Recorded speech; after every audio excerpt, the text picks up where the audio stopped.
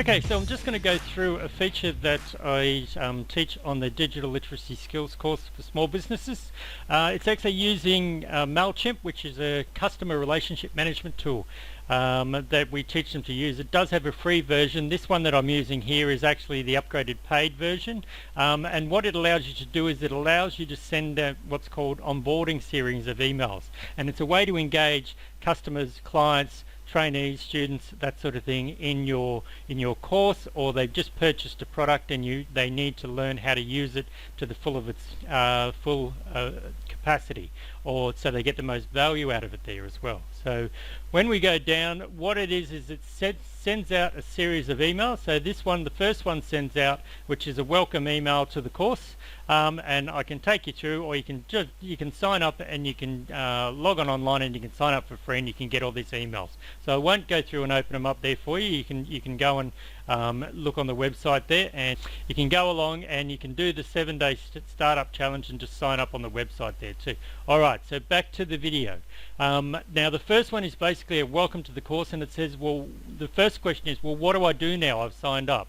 So it goes through a little 8-minute video that tells them what they can get out of the course, how they can use it to get a job, what they have to do, and basically goes through and gives them the first topic introduction. Now there's 7 topics in the first week's work, or the first module's work.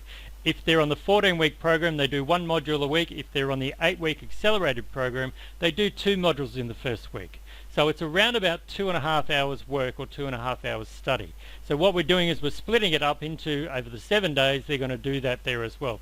There's extra stuff that they can do if they've got time, and that's the benefit of doing it on the 14-week course, sorry. You've got the extra couple of hours each week to go through and look up all the links and get into a bit more detail. But you're not really going to need all of the links, and you may not know which ones you need until you actually get into the course and you start doing the work placement there as well.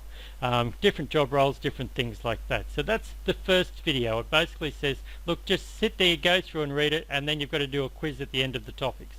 So the next one has topic 2 video, but it's also got topic 3 and 4 with their short topic 2 and topic 1 videos are about 4 minutes, 5 minutes for topic 3. They start to get longer as we get down the email trail. So we've put them in there so they can catch up.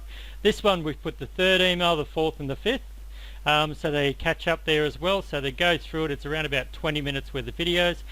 This one here, the 4th one, is the 4th and 5th, the 5th and 6th module.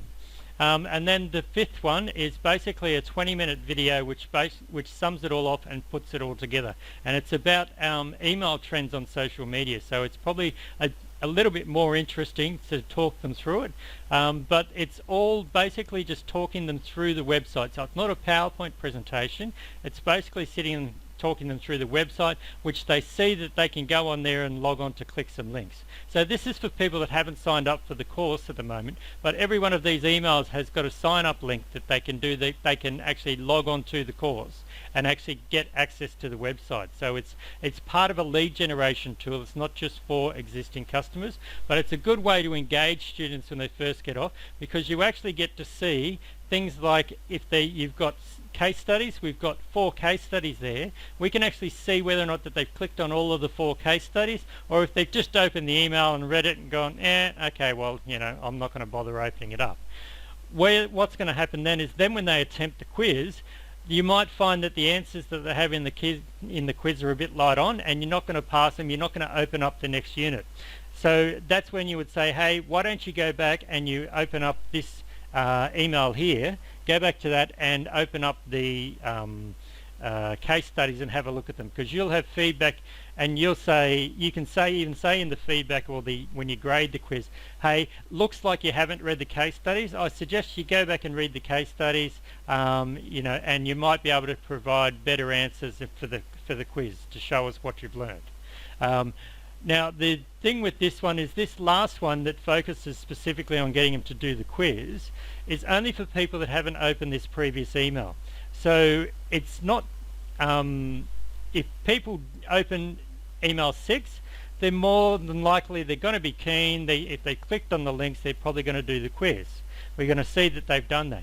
So it doesn't send this one out unless they've dropped off. They could have dropped off anywhere along here, or maybe they didn't even start.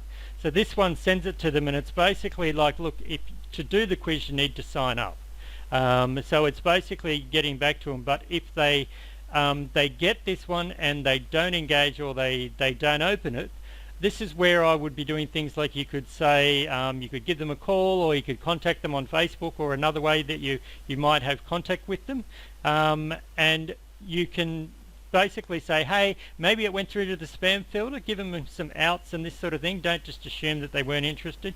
Maybe they just signed up because, they were told that they had to do it, or something like that sort of thing. But there's all these different ways in there to check to see whether or not people are engaged. Now, when I have a look at the first one, this is the first one that went out. It says that they were added by the embedded form. Now, this is someone that signed up for the course, and I added them into it. So I added it into the form. A minute later it went out, and this goes at whatever time of day they they sign up, they get an email. But then the next day it gets sent out between 8 AM and 8 PM. So it doesn't annoy them if they've got notifications on overnight on their phone. So it doesn't keep sending them emails at odd times. It basically sends it during those periods after the first sign up email. So you can see that it was sent there, but because this person didn't sign up, they weren't waiting for it, so they didn't open it until an hour later. But I can see that they've opened it, but they haven't actually clicked on any of the links or the videos that I told them to on there. So they still opened it. So what we see with someone else is that it was sent the next day. They opened it up, but not only did they open it, they actually clicked on the link, which was for the course, which was the 8-minute video for the course. Now, when I look at the top click links, okay, you can see here this one's the video.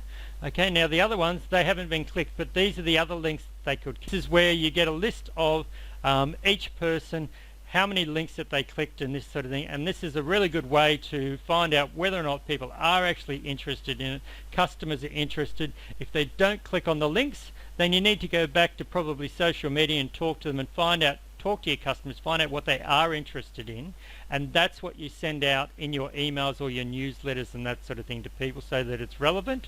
But if you're not getting the link clicks, whether they're a student, whether they're a customer, whether they're a collaborator, or they're just a friend of yours or something like that, you can see in this MailOut software how engaged they are. And the first rule of social media is you get people off social media, and this is the reasons why. When they get on social media, usually they're distracted. So while that might be a good way of engaging them or getting their interest, if you want them to focus on something, this is where you get them off social media, and this is where the CRMs out there are pretty good for doing all that sort of stuff. Okay.